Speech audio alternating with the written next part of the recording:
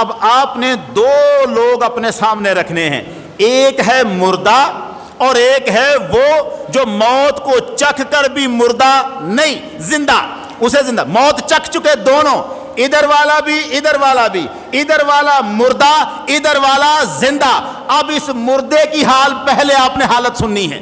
یہ جو مردہ ہے یہ کیا ہے؟ مردہ کو اٹھا کے لے گئے اور آپ نے اسے قبر میں دفن کر دیا۔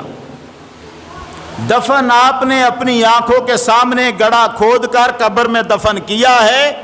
کیوں؟ آپ جانتے تھے کہ اس کے سانس نہیں چل رہے، مردہ جو تھا، آپ نے اس مردے کو دفن کیا کیونکہ آپ جانتے تھے اب اس کی دل کی دھڑکنیں بند ہو گئی، نبضیں بند ہو گئی، روح بند ہے، اب اس کی روح نکل چکی، یہ زندہ نہیں ہے۔ مردہ سمجھ کر آپ نے اسے قبر میں دفن کر دیا۔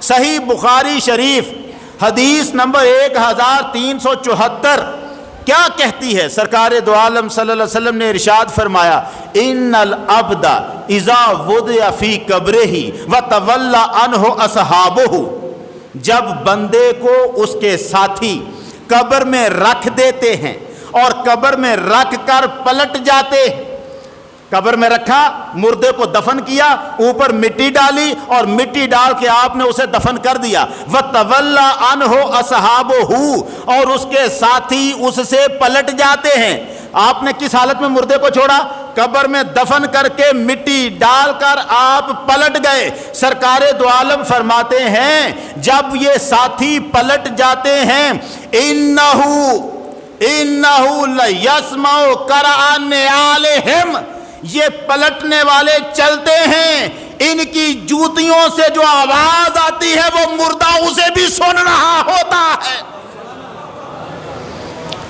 یہ چلے، ان کی جوتیوں سے آواز آئی، إِنَّهُ لَيَسْمَعُ قَرْعَ نِعَالِهِمْ، وہ قبر کا مردہ ان کی جوتیوں کی آواز کو سنتا ہے۔ کون سنتا ہے؟ مردہ۔ بڑی توجہ رہے، بڑے نازک مرحلے ہیں، سوال دو ہیں میرے سامنے جن کا جواب دینا ہے مجھے۔ اب اللہ جانے دونوں کا دے پاتا ہوں یا نہیں دے پاتا۔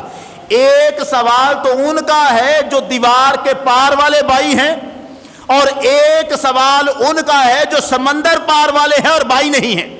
سوال ان کا ہے۔ مرزائی، ایک مرزائی نے مجھے خط لکھا ہے، اس کا جواب بھی دینا ہے، اس کے لیے کتابیں لایا ہوں۔ لیکن جو دوسرا سوال ہے جسے پہلے جواب دے رہا ہوں، یہ جواب ہے۔ اب اللہ توفیق دے کہ ہمارے مختصر وقت میں کتنی گنجائش ہے، مجھے جواب دونوں کا دینا ہے۔ پہلے یہ مرزائی والی بات بعد میں ہے، ابھی ہم اپنے بھائی کی اس کی بات کر رہے ہیں جس کا ہمارا دیوار کا فاصلہ ہے۔ توجہ رہے آپ کی۔ یہ مردہ ہے اور سرکار فرماتے ہیں جو ساتھی چھوڑ کے گئے ان کی جوتیوں کی آواز سنتا ہے۔ کون سنتا ہے؟ مردہ۔ اس میں تو روح ہی نہیں تھی، روح تو نکل چکی تھی۔ وہ جب آپ کے پاس پڑا تھا مردہ حالت میں، آپ تو تب بھی سوچ رہے تھے کہ اب ہماری آواز نہیں سن رہا۔ حضور فرماتے ہیں تم قبر میں رکھ کے پلٹ رہے ہو، تمہارے بولنے کی بات تو بعد میں رہی، تم چلتے ہو، جو آواز تمہاری جوتیوں سے پیدا ہوئی وہ مردہ اسے بھی سن رہا ہوتا ہے۔